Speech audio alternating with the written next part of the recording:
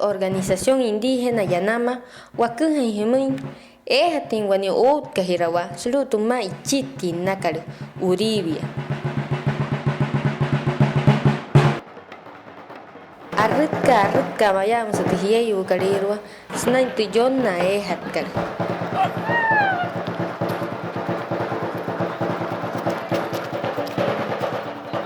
Mahata Tsuachira Hiyu Karirwa, Snaintu Ishkera Hikat, Tapunin Kachki, Shimi Rawayu.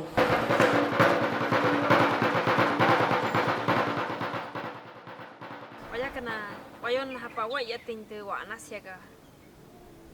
Wayatin tu kuatu washatek. Kuatu uchi, kuatu murut, kuachiama.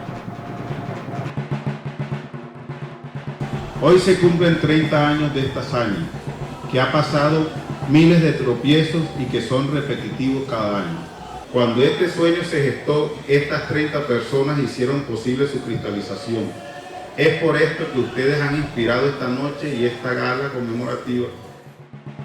Snainta antirawakaru, apuni shishki wayu, hirawakari snaintumi rakar.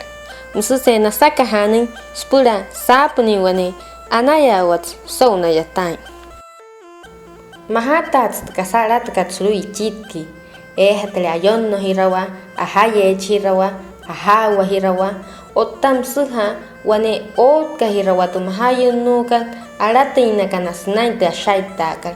Spurayoti rawas chiku, hamuin hatin skoep tumi rakar, kasanya nanya purashia, musuhas kari herisnainte, acheche rakarakuaipa. El festival es un escenario para impulsar, también es un escenario para valorar el papel de la mujer guayú. Pero cuando recuperemos la dignidad del pueblo guayú, avanzamos en la autonomía y en la autodeterminación. Mientras nuestros niños se estén muriendo de hambre, mientras no haya garantía del mínimo vital en muchos de nuestros territorios, no podemos hablar de autonomía ni autodeterminación.